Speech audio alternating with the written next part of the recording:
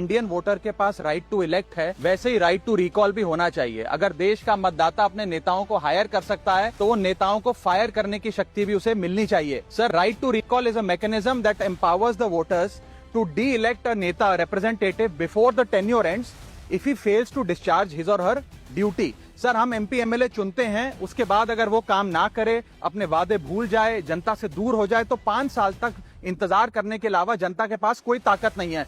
कोई interim provision नहीं, कोई अकाउंटेबिलिटी नहीं, कोई परफॉर्मेंस रिव्यू नहीं, कोई करेक्टिव ऑप्शन नहीं। चुनाव से पहले नेता जनता के पीछे और चुनाव के बाद जनता नेता के पीछे। 5 साल is too long a period in this day and age. अगर एक गलत फैसला गलत नेता को चुनने का लिया तो लाखों लोगों का भविष्य अंधकार में जाता है और पूरा क्षेत्र पीछे जाता है। Sir, we can trust our voters to elect. हमें अपने मतदाता पे विश्वास करना चाहिए कि वो अपनी गलती बदल भी सकें राइट टू रिकॉल की ताकत से। Sir, let me clarify that right to recall is not a weapon against politicians. It is an insurance policy for democracy. और भारत के संविधान में जब आप राष्ट्रपति को इम्पीच कर सकते हैं टेन्योर के दौरान, उपराष्ट्रपति को हटाने का प्रावधान है, जजों को इम्पीच करने के लिए प्रोसेस लेट डाउन है, यहां तक कि रूलिंग गवर्नमेंट के खिलाफ नो कॉन्फिडेंस मोशन लाकर आप सरकार बर्खास्त कर सकते हैं। तो एमपी एमएलए अगर आपका नॉन परफॉर्मिंग है तो उसको हटाने के लिए क्यों नहीं राइट टू रिकॉल मतदाता को देना चाहिए।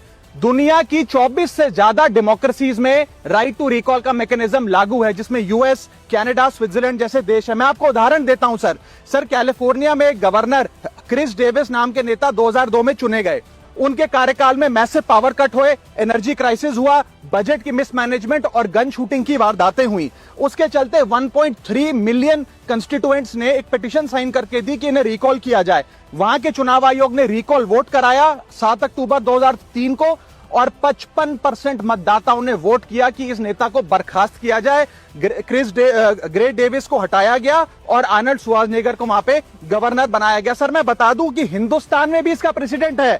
कर्नाटक, मध्य प्रदेश, महाराष्ट्र और राजस्थान में रिकॉल मैकेनिज्म ग्राम पंचायत के स्तर पे लागू है और ग्राम सभा के लोग मतदाता वोट करके उन्हें वापस बुला सकते हैं। सर, लेकिन इसका मिसयूज ना हो इसलिए हमें सेफगार्ड्स भी बनाने पड़ेंगे। एक थ्रेशोल्ड रखना चाहिए कि 35 से 40% मतदाता अगर साइन कर दे तभी राइट टू रिकॉल वोट करवाया जाए।